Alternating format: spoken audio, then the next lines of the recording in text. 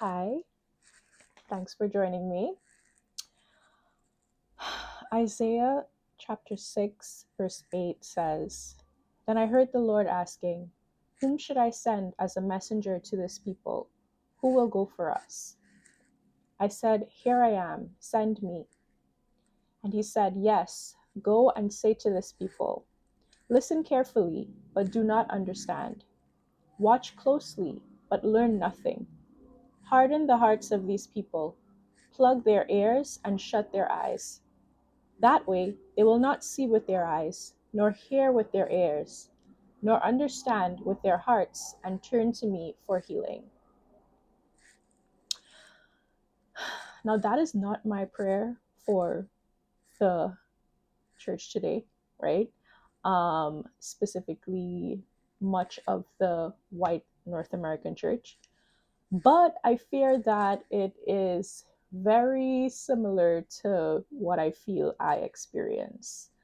And today, honestly, I pray that God does the opposite and God does open your ears and your hearts, that you will understand and that you will not refuse to understand, refuse to hear, or refuse to even engage, like, maybe Pharaoh did in Egypt, but that you will have a pliable heart.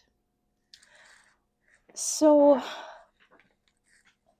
this video was prompted specifically by one pastor's sermon on the Sunday after Charlie Kirk was murdered. And that sermon is, I think, reflective of many sermons across the US that touched on the topic of his death. And I went back and forth about if I should name this pastor specifically or not. In the end, I think I'm deciding not to. Out of respect for the fact that I went to the church before, and because I don't want it to seem like a super aggressive call out video. It's not that. It's the fact that I think this is a conversation that needs to be had and it's a perspective that needs to be aired. And I genuinely, in my heart of hearts, feel like led by God to do this and to say what I'm going to say today. So I did, however, take the liberty of transcribing the speech that the pastor made, so that I can reference it and directly refer to some of the points that he made.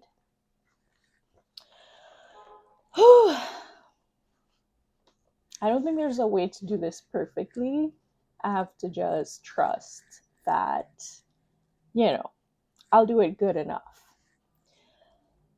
So the pastor interrupted the worship aspect of the service to come on stage early, which is his prerogative, and to say the following announcement to the audience.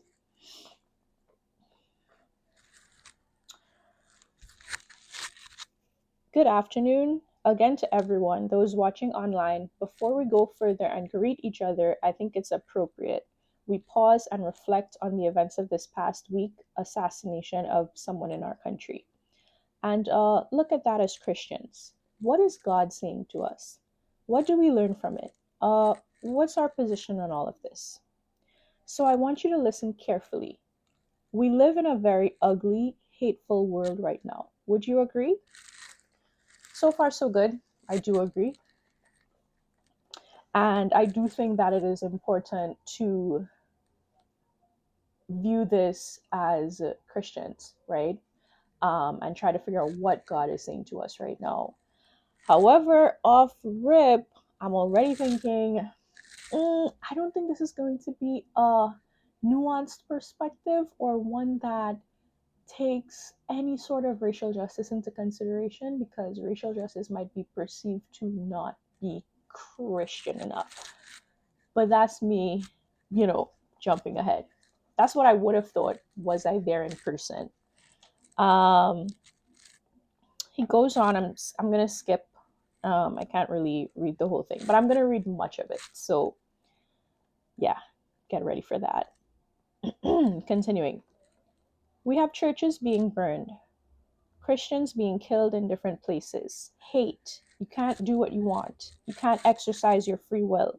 No, we're gonna stop you. And we have it in our country. It's political, it's racial, it's ugly. All in favor, say amen. So, what are we to do with that? So, let's step back for a moment. Jesus said, go into all the world and preach the gospel. Why? Because people in the world need to be saved. They need to hear the good news of Christ and get a new heart and see their lives changed, correct?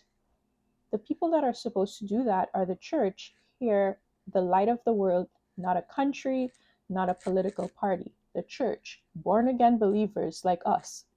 The world is going to do what the world is going to do.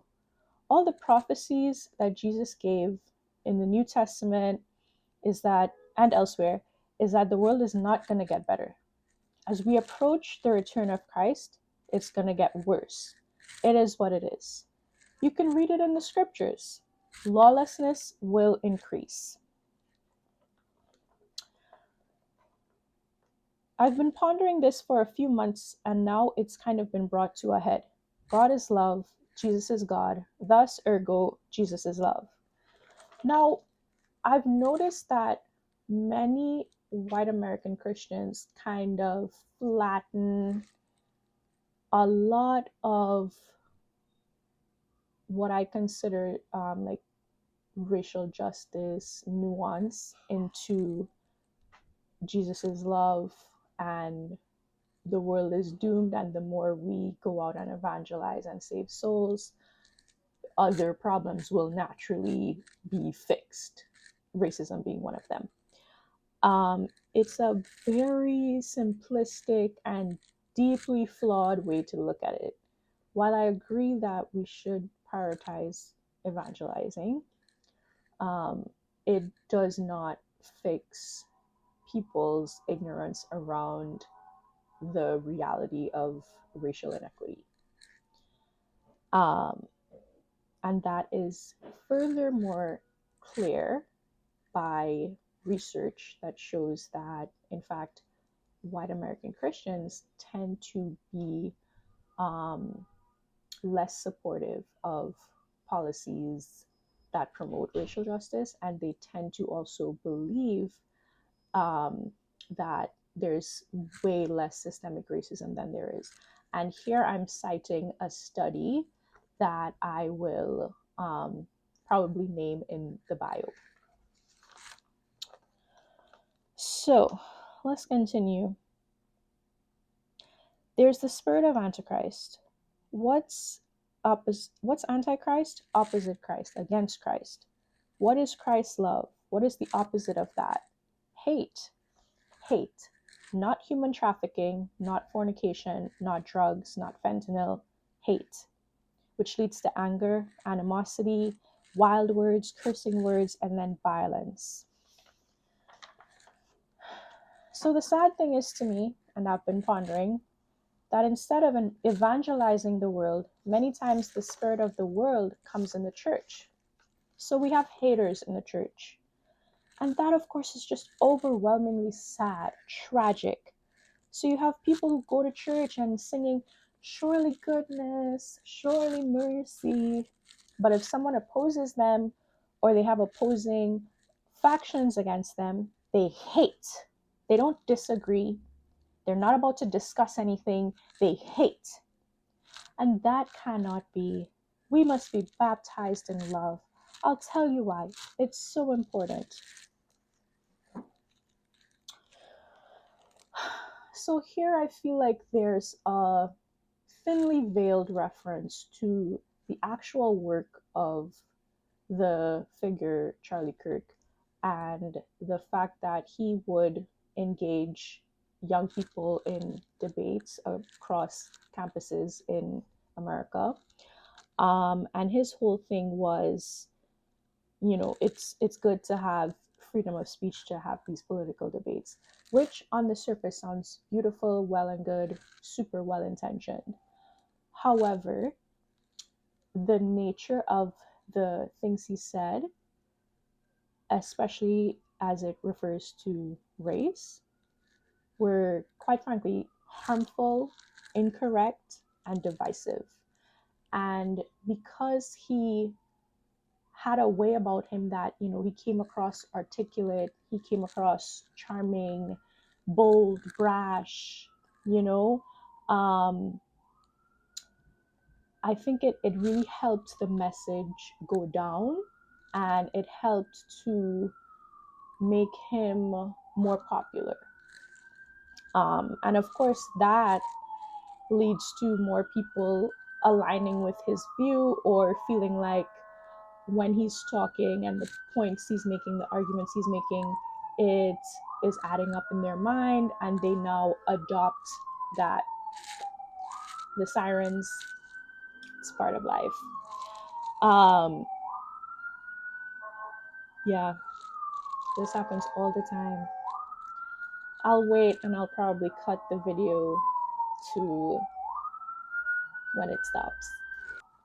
So what was I saying? So that is like a thinly veiled reference to his work, right? And the idea that people should be able to discuss and gently disagree if they have any points of conflict. And of course, I agree with that, right? But I'm just noting that it's related to who this person was and the work that he did, but it's not explicitly stated. And then the idea of having haters in the church, that's directly connected to this idea of someone opposing a person and the person hating them for it, right? And the person not being willing to discuss it. Instead, they're choosing hate. And like you said, that cannot be. We must be baptized in love. There's just so much missing from what is on the surface, like very good, very Christian statements, because it does infer the work that Charlie Kirk did, and it sort of insinuates that a person who hated him because of the things that he said is wrong for choosing to dislike him instead of engaging directly with him, or just discussing it. And I think that's complicated, because as a socially conscious Black person, and that's a different term for woke, right? Let's say me, the person that I am, I have known about Charlie Kirk for years before his unfortunate tragic murder. Why? Because it is my duty and my job to pay attention to all of the right-wing figures that are a thorn in our side as racial justice advocates and as members of the Black community that want to see progress in the state of racial equality in America.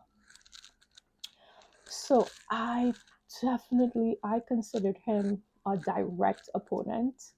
And if I ever met him in person somehow randomly, I think I would very directly address like who I really think he is, and just how awful and vile I think his views are. There was never gonna ever be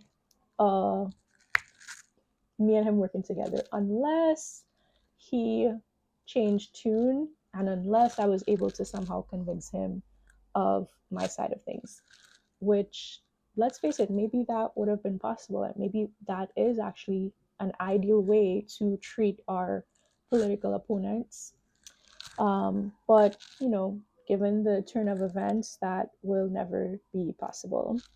And I can only hope that if he's in heaven, that now he knows much more than he did on earth, and he would have spoken directly to Jesus and stuff, and he would have seen the issues that he was deeply wrong about, and he would have seen that he was so deeply wrong about race, and that it would grieve him, even though there isn't necessarily any grief in heaven. I would hope he regrets the positions that he took and how far reaching his influence was for those negative, awful positions. There's just so much to say on this. Then the pastor goes on to say, here's the sign of true Christianity: not music, not swaying, not lifting hands, not owning a Bible. Here's how you know you're a real Christian: because you love one another, because God is love.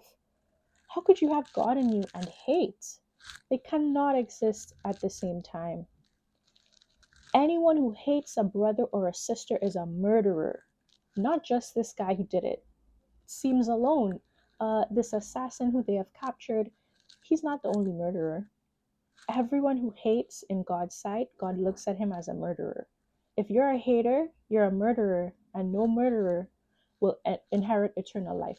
No one, no murderer is going to heaven.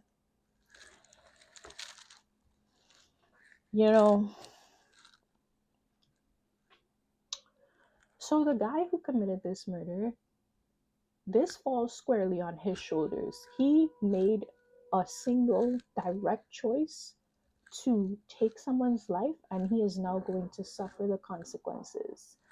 And I hope he repents and asks God forgiveness for what he did.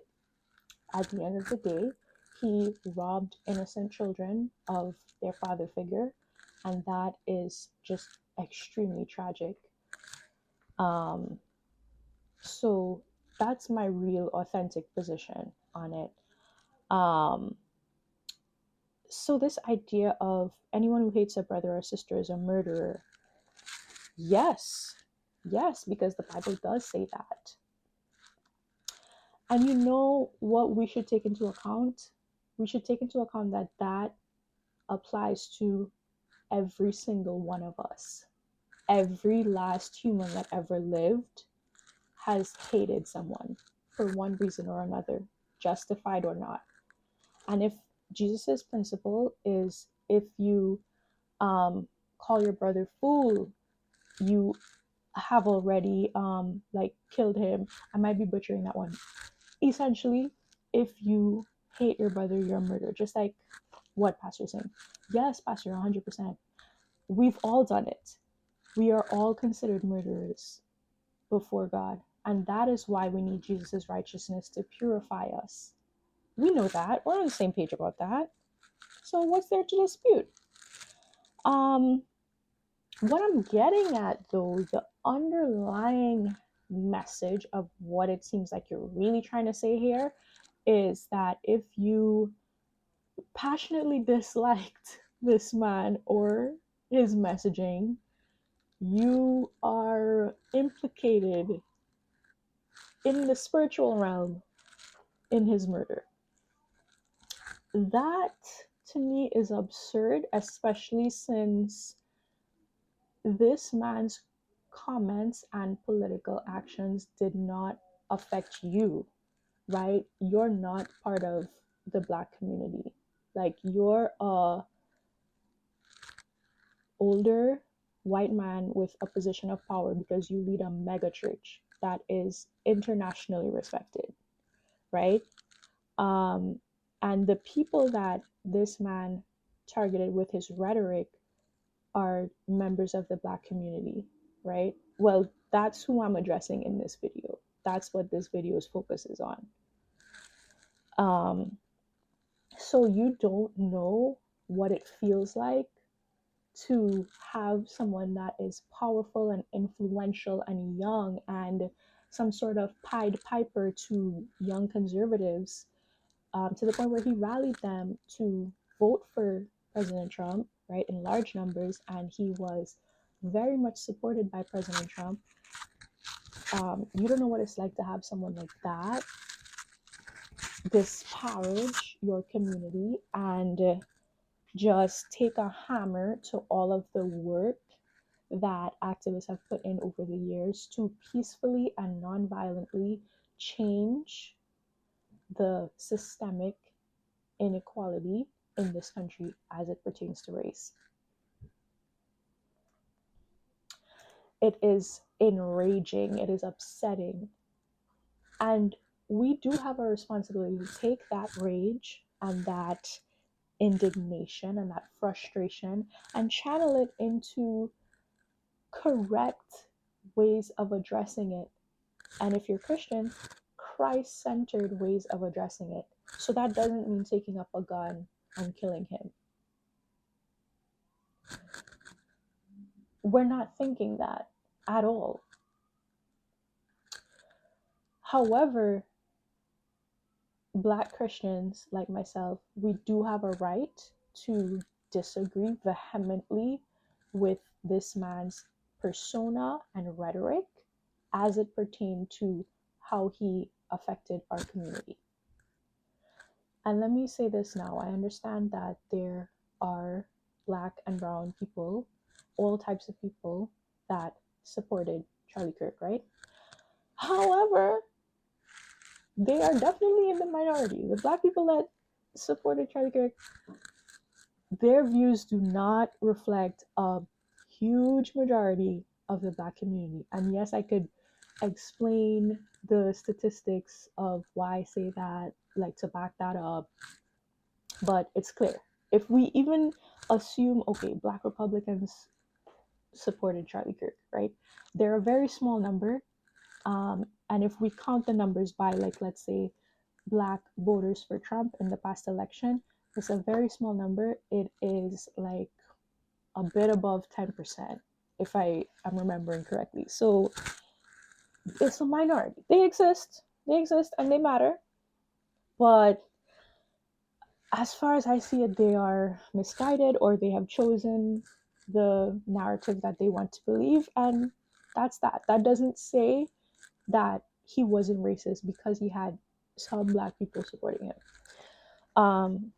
Being racist or being white supremacist is defined by your beliefs and actions surrounding race.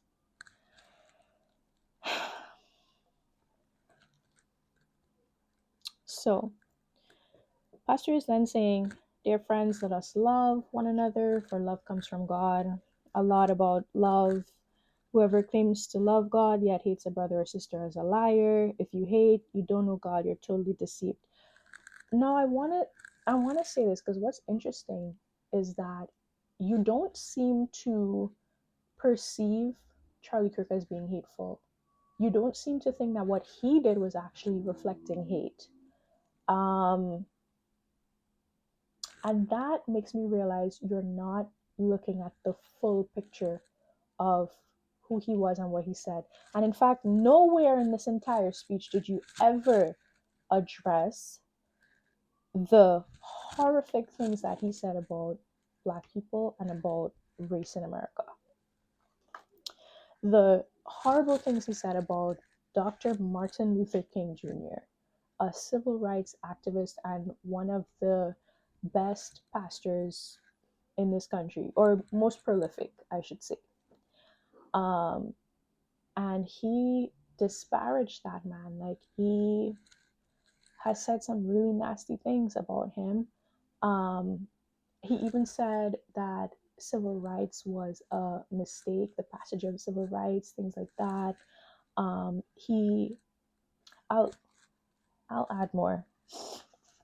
But my point is that you don't seem to think that he was hateful, right? And so I want to pull up a verse about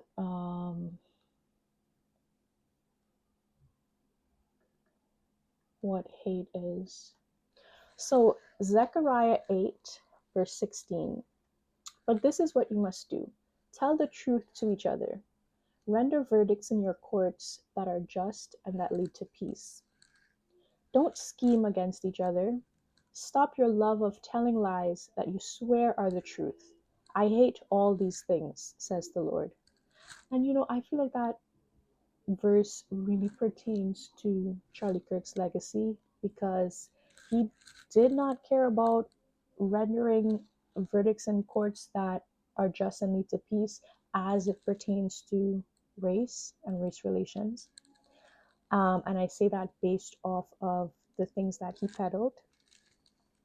He was definitely scheming against his brother, meaning his Black brothers and sisters, scheming, creating political organizations that fight against the Black community's interests, and the researchers and the experts' suggestions on racial policies that would significantly improve racial equity at a time when it is dire, sorely needed. See, a lot of you guys, you think that because segregation by law ended, that things are fine, that racism is done, or it's just interpersonal and it's like the rare person that calls someone the N-word, or doesn't want to shake hands with Black people or something. These are small slights that we have to deal with regularly, more often than you might think.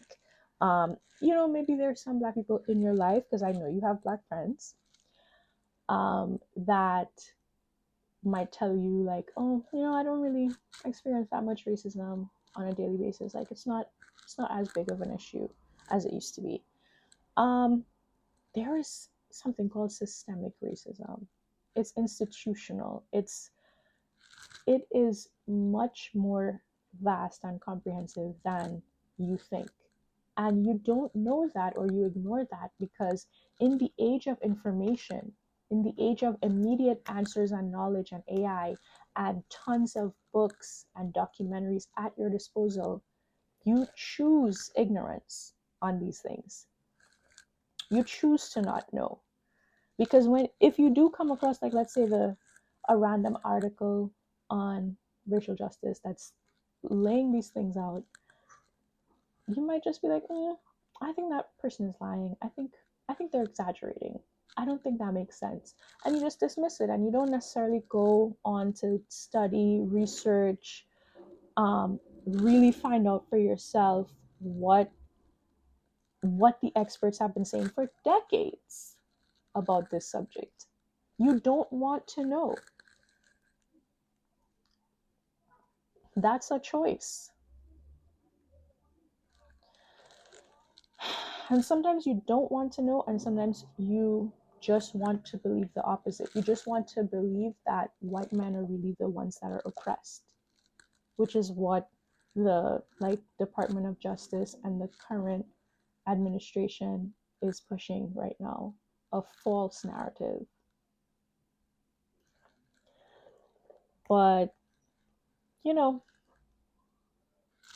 it isn't the first time that they've done this. Like, they have been saying this ever since the passage of the Civil Rights Act.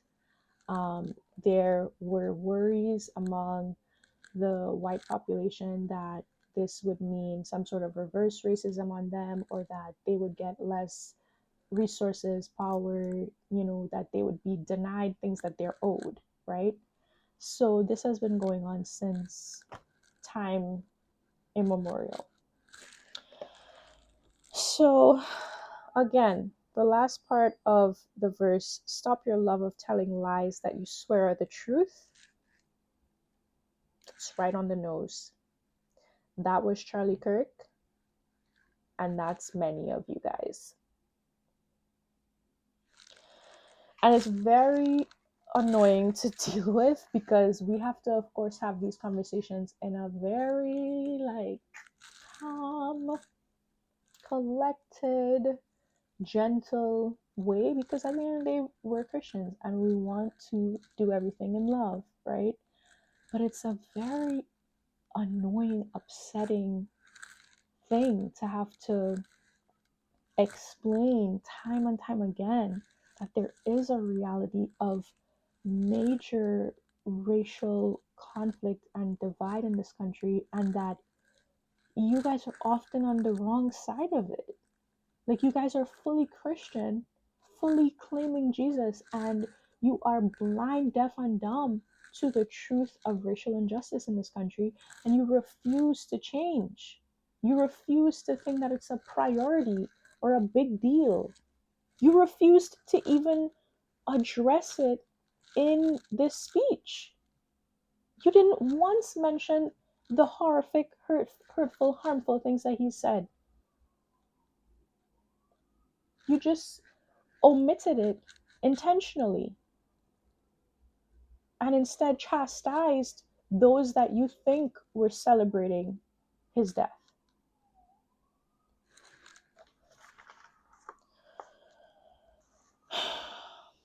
Right, so then you went on to say, if you took some joy or some satisfaction, or you somehow justify the killing of Charlie Kirk, you're a very sick individual, and you should really get alone with God and check yourself, because something's really wrong with you. And don't tell me how long you've been in church. You're more ethnic or racial or political than you are Christian. A Christian doesn't rejoice in anyone's death. And then later on, there's a part where you, the pastor made the church say, we are Christians first. We are Christians first. We are Christians first. What does that mean? Of course, Christianity is our new identity in Christ. It's our true identity. We're neither Jew nor Greek, slaves nor free, for all are one in Christ Jesus, right? All men are created equal before God. That's a given. On earth, we have been racialized as Black. Whiteness has been idolized to the umpteenth degree. It is a caste system. Race in America is a caste system where white people are at the top of the hierarchy, and it is assumed that comfort, privilege, power, resources, and the dominant narrative belongs to them, to the direct detriment of those considered Black or brown or indigenous, etc. I don't know what's so hard to grasp. It's like we're fighting over like what is a clear fact with so many years. In fact, you could say like a century of data and research backing it up. It's not my opinion. It's the truth. It's the truth of the society that you live in, that you have lived in for the past how many years. And yet you have never arrived at a place of accepting or grasping that truth. Why is that? You have to ask yourself, why is that? When you serve a God of truth, you believe in truth and justice as a fundamental Christian principle. And this is where you just draw the line. You just don't comprehend. It has to be spiritual at this point. It's really a principality in the North American church. It's a demonic influence at this point. It's got to be. Malcolm X called it white devils, right? He referred to racist white people as white devils. I know, being from the Christian faith, that devils are a supernatural being. They can't be devils. They're human. They're only human. Can they be influenced by devils? Can they be demon possessed? Can they be unknowingly serving a principality that is demonic in nature? Absolutely. And I fear that that's the case. Now, I don't know the reality of how your authentic Christianity has been coinciding and coexisting with white supremacist ideology for so long, but it is, and it does.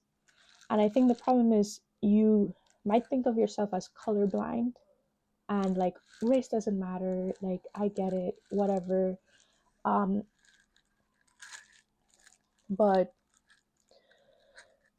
I don't know how to put it. It's not helping the situation in the way that you think it is. It's not it's not the answer in the way that you think it is. And it takes a lot to try to convince you of that. I don't even know if it will ever be possible. And I realize that I may be called to be a Christian in this culture for as long as God will have me here, and just live with the fact that you guys will never really get it. I I want to have faith and hope so bad, but if you don't want to understand, if you don't want to learn more and educate yourself, I cannot force you, and on top of that, I cannot hate you for it, because I'm called to love. Absolutely. I can be mad at you about it. I can be like peeved, but I'll have to just forgive you.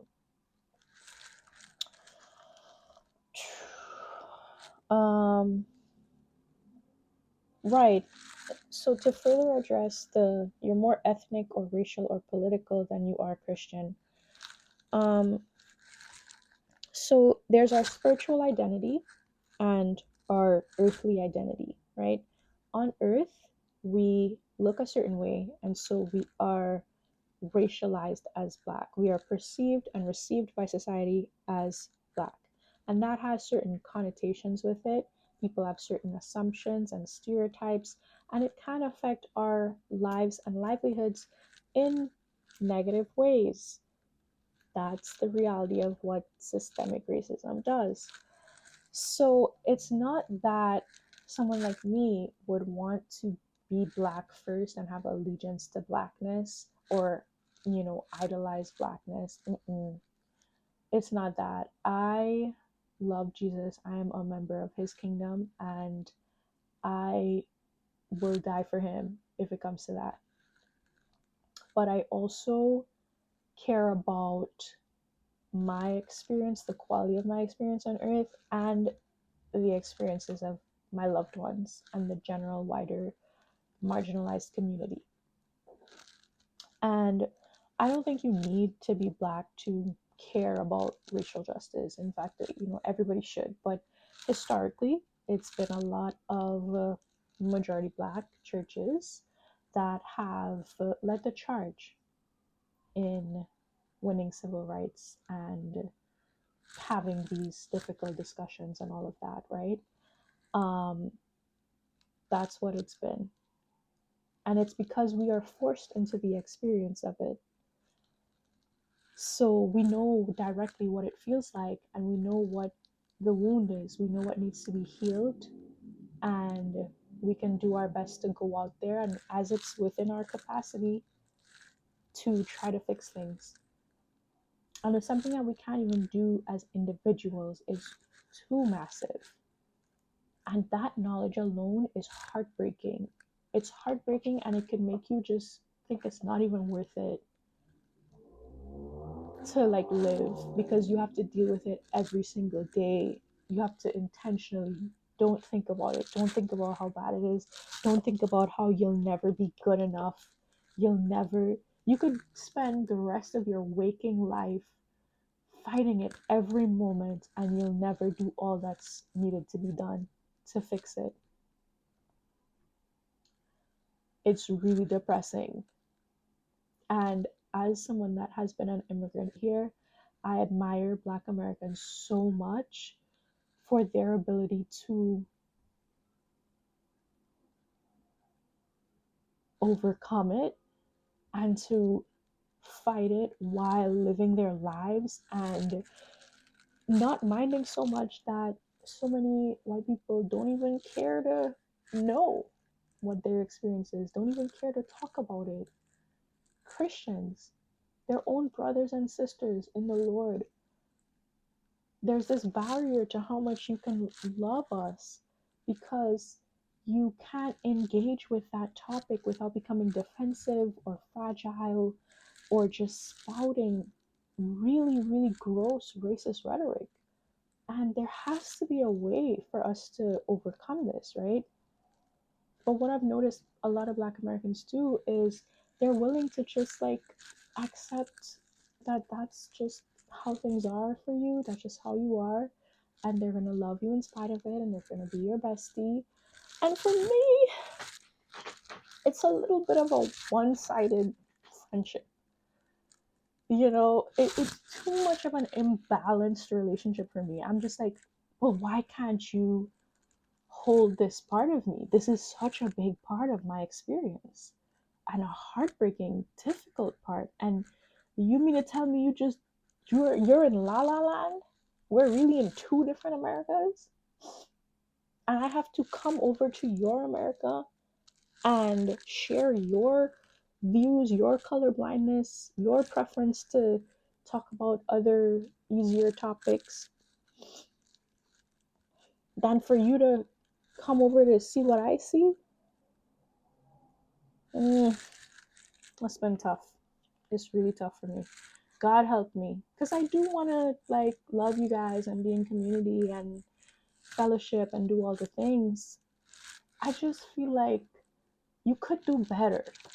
I want you to do better. It'll help us all. Honestly, we will all be better for it if there were more racial justice minded Christians in this country. But you guys call that woke.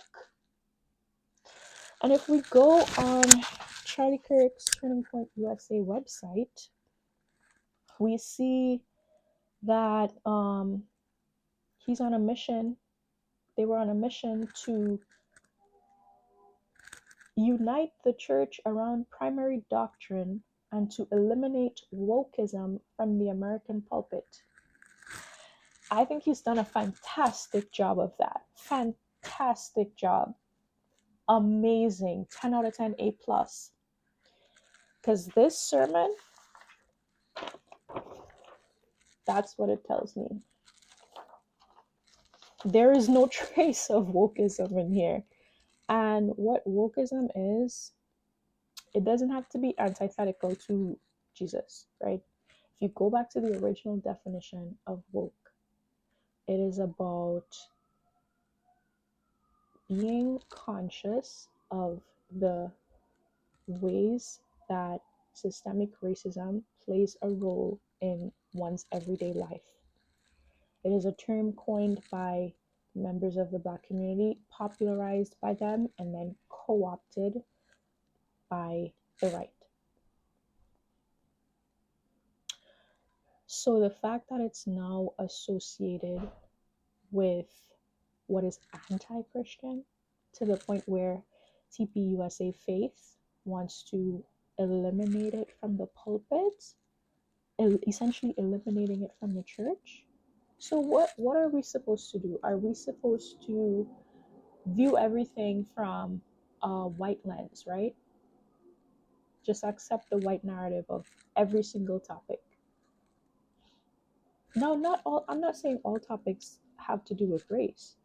Obviously, there's many topics that, stand alone and that we should have Christian perspectives on, 100%. But as it pertains to race, trying to eliminate wokeism, trying to demonize the idea that racial injustice is prevalent and that it's toxic, I could never, ever in my life get behind that.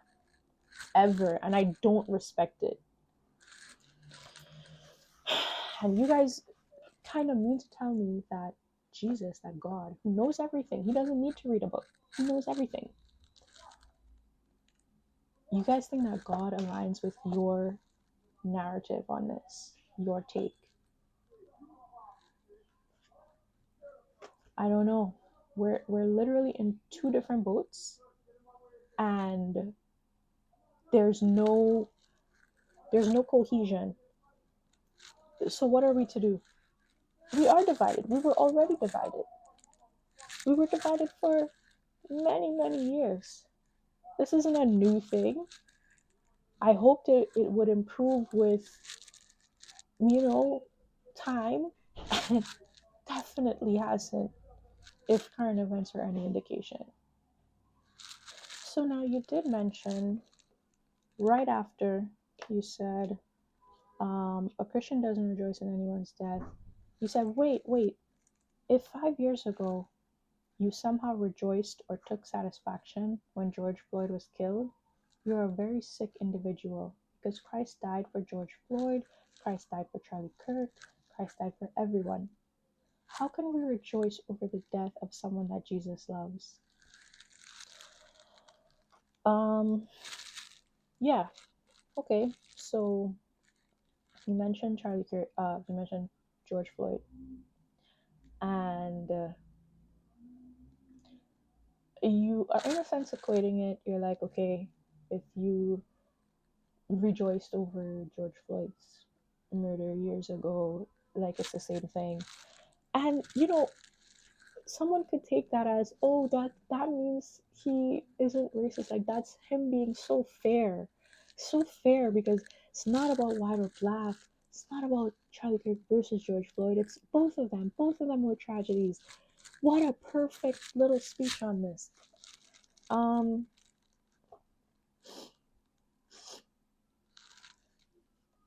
Yes to both, right?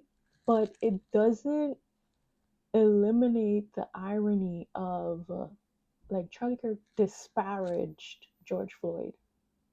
He went on entire campaigns, had entire long speeches disparaging George Floyd, disparaging the movement that was spurred on by Floyd's murder. The 2020 racial justice protests, that was a massive era. That was a very much needed movement. Like, and it's just, George Floyd's murder was one of the most egregious and easily identifiable instances of police brutality in the United States in recent years, right?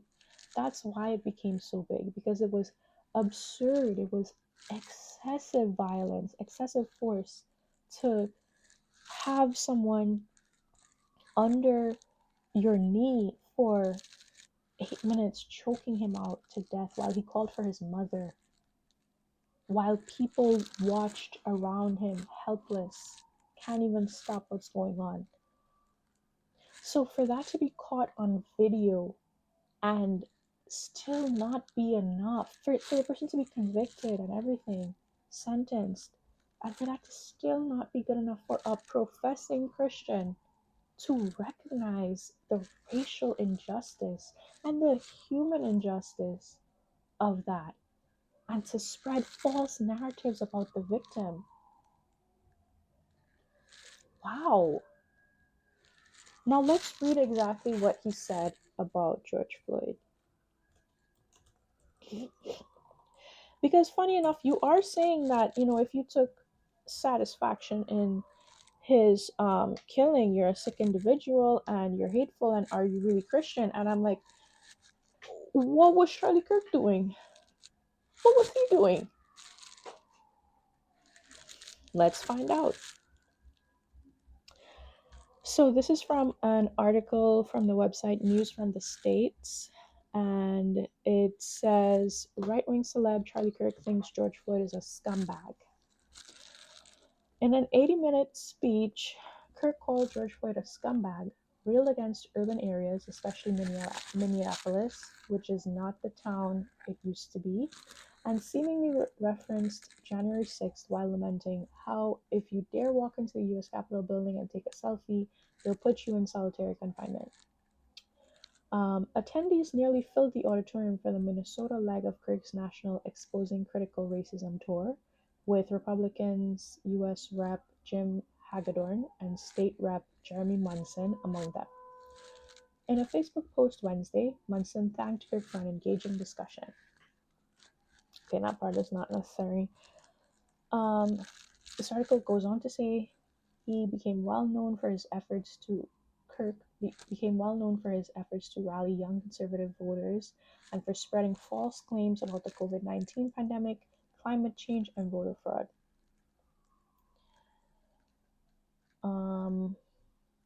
In Mankato, Kirk told the audience his tour is named the CRT Tour because of George Floyd's death and the misinterpretation of that. Kirk repeated debunked falsehoods that Floyd died because of a fentanyl overdose, that he was illegally counterfeiting currency, and that he once put a gun to a pregnant woman's stomach.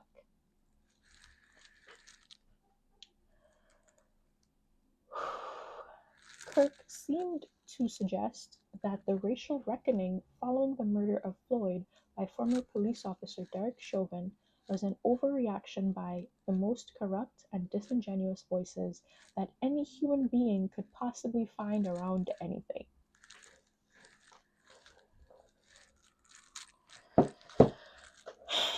So that's who we're talking about.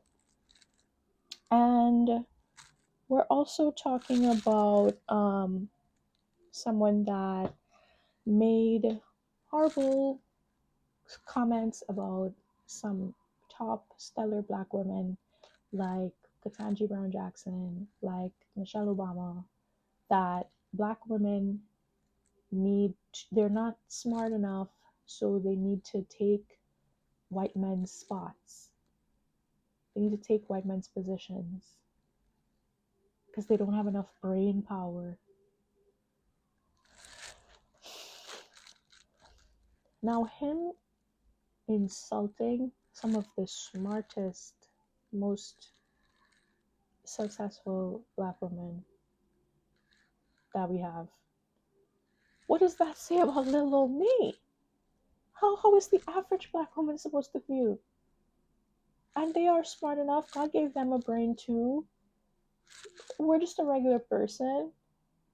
We deserve our jobs and our pay and, to live a good life as much as is possible. If Michelle Obama isn't good enough, what does that say about the Black woman right next to you who doesn't have multiple degrees, who was never the president's wife, who doesn't have her poise and elegance and ability to withstand those horrible, horrible things that were said about her? The point is that it has a negative effect on the self-esteem of Black women and the treatment of Black women, most importantly. When you push things into the universe, right, into the political infosphere, that Black people are less than capable, less than deserving, that they have to take a white man's or white person's spot in order to get somewhere. I shouldn't have to spell this out. Like, are folks following what I'm getting at? That's going to have a negative ripple effect across society. His listeners, whoever his audience is, whether it's the podcast, and in fact now his words are being broadcasted even more following his death, right? It's more on broadcast TV, on national news. It's a topic of conversation regularly. We're casually discussing these horrific, insulting, divisive, harmful statements that he made, bold-facedly, under the guise of discourse. And, well, this is the unpopular opinion. And I can't say this because I'm a white guy, but we've got to say this because we've got to take our country back and we've got to fight for patriotism and this and that. Prowling Blacks, targeting whites. That's one of the things he said. Let's go on. The statements about the Black pilots, like if he sees a Black pilot on a plane, he's going to be a little worried because he's not sure he earned his spot because of DEI policies. Do we consider what type of backlash that has on the Black community in these roles, right? Like Black pilots, they already have such a high threshold to be considered for their positions, right? It's already a high pressure job. They already are aware of their like racial difference and how they often have to work twice as hard to get half of what their white counterpart gets in terms of respect, in terms of different things, right? That's a common statement within the Black community, in case you weren't aware. It's a common statement that we have to work twice as hard to get half of what you guys get, okay? So I can only imagine how hurtful that is to Black pilots. And people start talking about the context, and how it's actually an attack on DEI, it's not an attack on the Black pilots. I haven't even engaged with the TikToks saying that, or I don't even care to engage, because I know what I know. I know what the research shows. I know what DEI was meant to do. I know the validity of it. And it's the fact that in these types of high profile jobs or high positions, especially, right? But also in average positions, it happens. It is so white.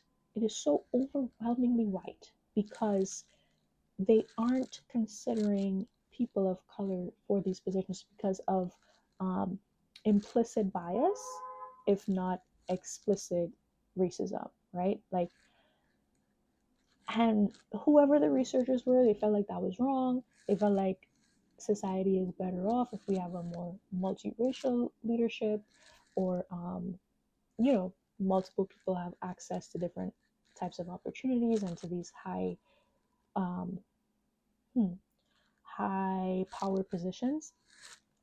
And they did the research, they did the work. They're the racial justice experts. They came up with whether it's affirmative action or diversity, equity, and inclusion, otherwise known as DEI. And they said, hey, this is what we should do. We should make sure that you're also considering equally qualified candidates of color for these roles so that we could eventually diversify the pool. That's an attack on white men. That's the end of meritocracy. That's unfair. That's racism. There's a whole narrative about it. And that's the exact narrative that Charlie Kirk pushed. That's the exact narrative that I'm directly opposed to. And so the failure of the white Christian society to even engage with the fact that Black Christians, many times Black Christians have vastly different views on the kinds of political things that he said than you guys do. And we don't want to talk about it because it's complicated or something. Or because it's going to, it'll expose the rift that is there. Or maybe you just have like all these Black people around you that think exactly like you do, because it's possible to adopt the white supremacist thinking and ideology as a Black person. And they obviously don't think that they do, but hey, at the end of the day, there are also white people that get it and that understand how serious this is. And I really appreciate y'all. I really do. We need more of y'all. That's my whole point in trying to talk about this. We need more of you to try to understand, be more fair when you talk about this topic. Consider that it's not just one thing. There's not just one way to look at the legacy that he left behind. So the last thing I'll say is there's this idea that if you're a Christian of color and you be good and you stay silent about racism, then you are sufficiently Christian.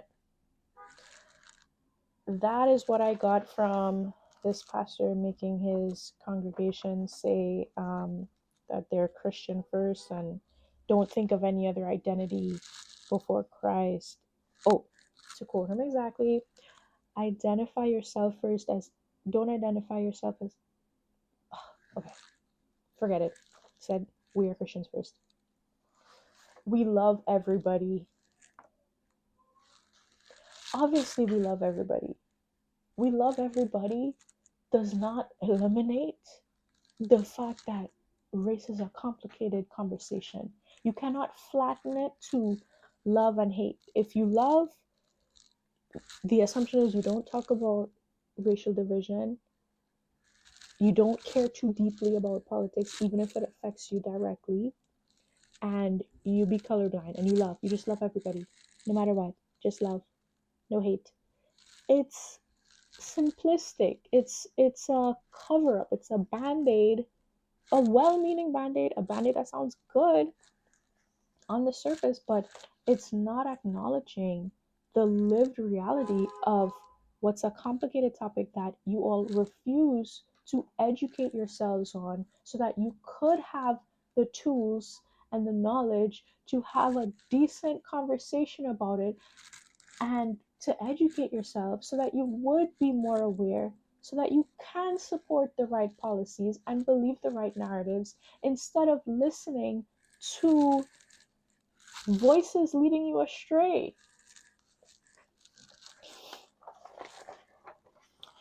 So the last line that I'll read from this mini sermonette: Lord, cleanse our church or congregation of anyone who wants to bring animosity, division, racial tension, political tension. Save us from that, Lord. Okay. I guess that's anybody that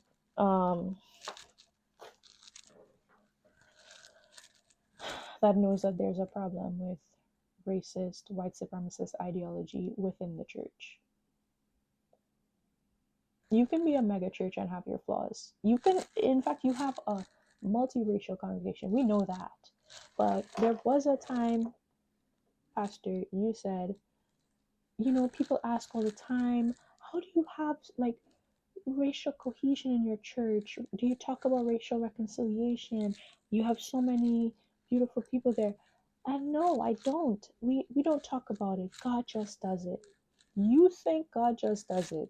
The reality is that the leadership and the majority has a colorblind view, has a blind spot as it pertains to their cultural beliefs that are rooted in white supremacy, and others are expected to just submit to that, to stay silent and let it be what it is, and let the pulpit do all the talking, and just accept what you guys think and you guys' narrative and point of view. And anybody that doesn't fit into that obviously wouldn't necessarily fit into the church. So what you said might sound good on the surface, but maybe you're asking God to remove anybody from you that would challenge your thinking on this, and they do self-eliminate. And if you think that that makes the church stronger and better, okay, only time will tell. When you get before the Lord, or when you pass away and then you're in heaven, so like you know more and you realize what you didn't know, I think that's when you'll get it. And whatever, what can we do? But I think it's sad to know that like you're just so often misunderstood when you care about racial justice within a church context, and so I want to end off with some more verses.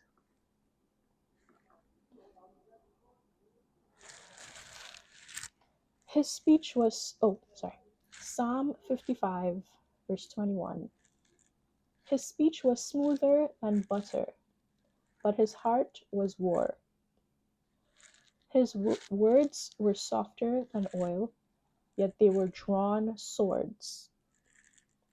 Cast your burden upon the Lord, and he will sustain you.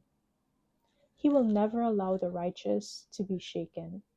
But you, God, will bring them down to the pit of destruction. Men of bloodshed and deceit will not live out half their days, but I will trust in you.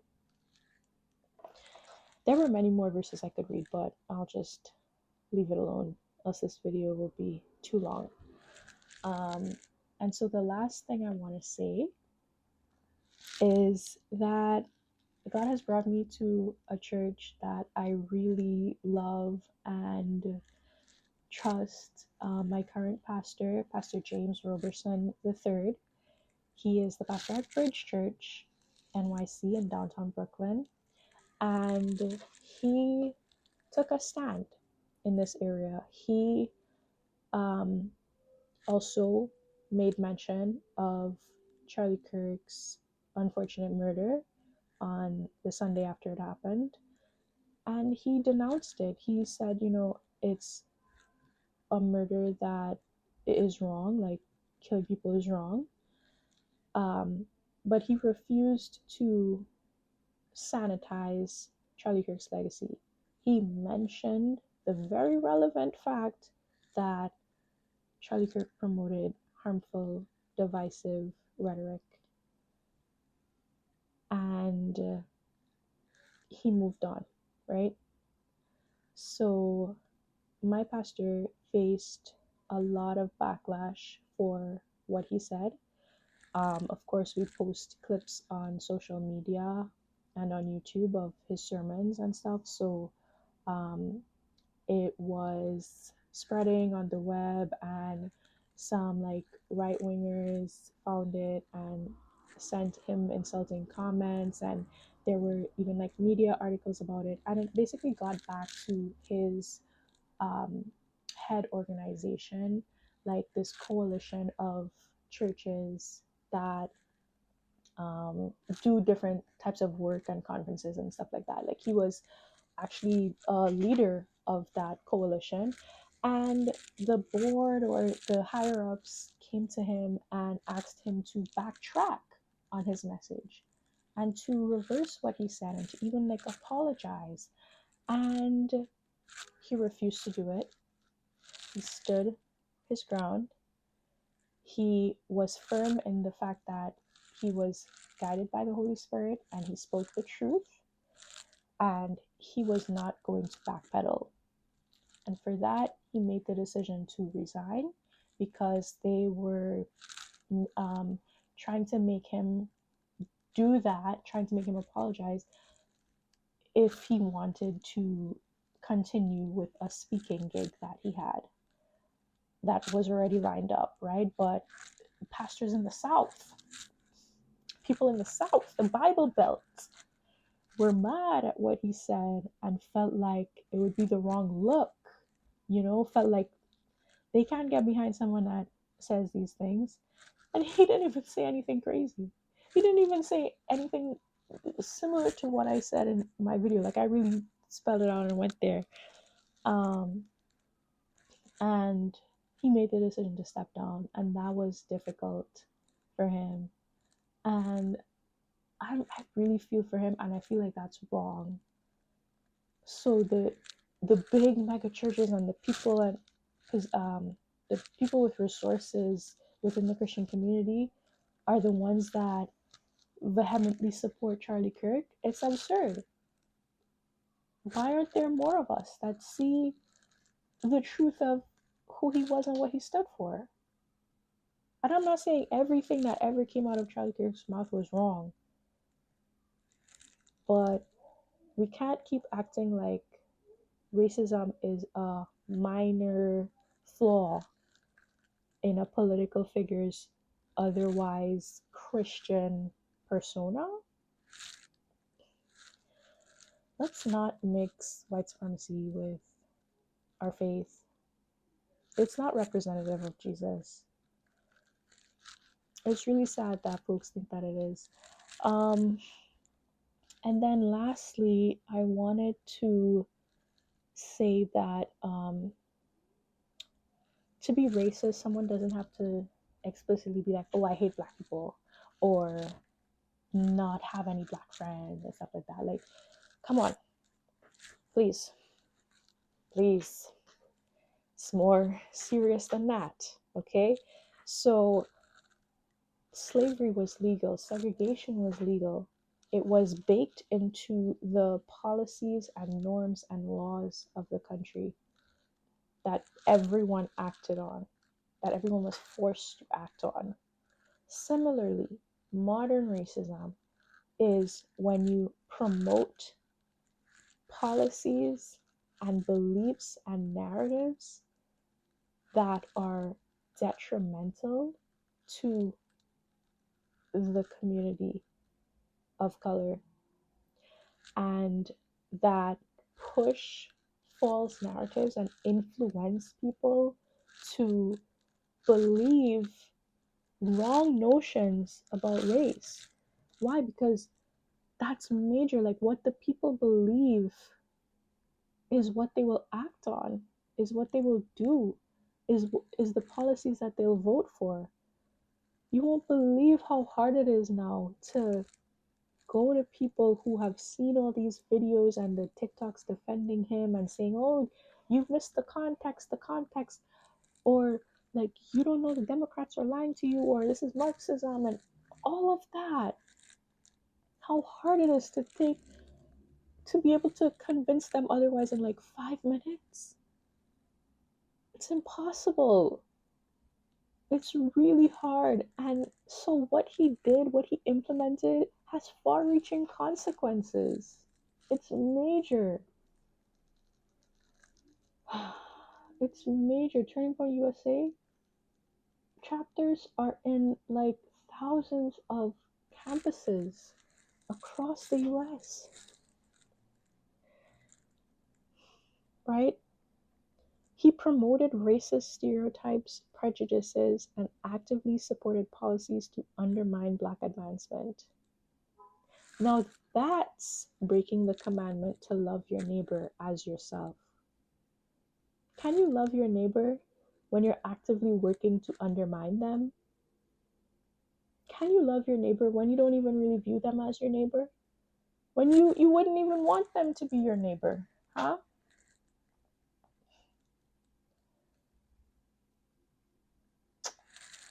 Tragic. Tragic how we pick and choose and misapply scripture sometimes in defense of white supremacy. Oh, before I go, I suggest this book for reading. It's called The Religion of Whiteness: How Racism Distorts Christian Faith by Michael O. Emerson and Glenn E. Bracey. One of them is also the author of Divided by Faith, which is another great book on this subject that really spells it out. So I want to end with an amazing paragraph by, I know I've been trying to end for a hot minute now, but I really mapped out a lot of things to say. I think I left out maybe 10% of what I was supposed to say, but I could always say it later. This was the best I could have done. I don't feel like it's perfect, but I am so exhausted, but so happy that I got through it in one go. And thank you if you've made it all the way to the end of this video. Thank you for paying attention. And if the pastor I was referring to or his family sees this, please know that it was said in love, and it was said with the hope that you will deeply consider everything I've shared, and that, I don't know, like, you know, we can still be cool. We're definitely still cool. We're still family in the kingdom of God. But I don't think it's fair that you guys have this massive platform and you are spreading things that don't address the fullness of the situation. And there are so many other much smaller voices that don't have the reach that you have, and we're trying to say, hey, like, listen to our perspective too. It's not a one-sided thing, it's a nuanced thing, and we can't have Christianity distorted by these like false narratives, because the world is watching, and it is an aspect of evangelism. It is. I know you guys don't see it as that, but it is part of the good work that God calls us to do on earth. I wish you would see it as that, and I hope that if you do see it, like, you just understand where I'm coming from. And maybe it won't even matter to you that much, I'm pretty sure. But also for my friends and acquaintances that still go to that church, listen, I had to do this. This does not reflect on you guys' views. I know that. I still absolutely love and adore all of you, but I have always been passionate about this topic, and I feel led by God to speak out for the few people it's going to reach.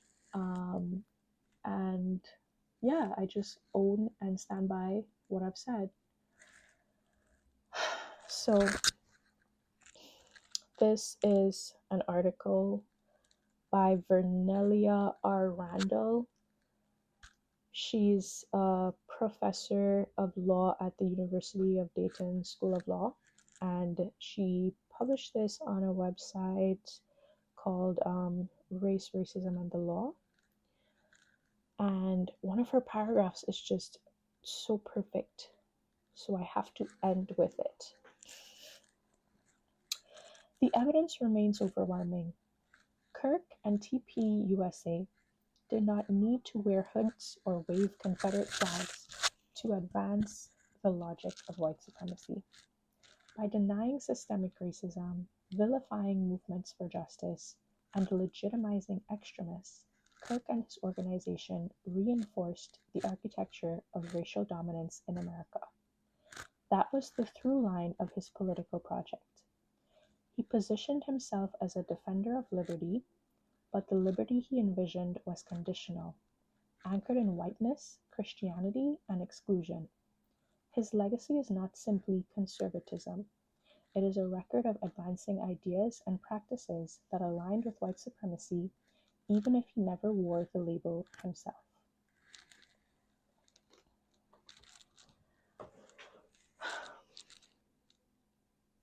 Thank you for listening. Don't forget to like, subscribe, and comment below all your thoughts.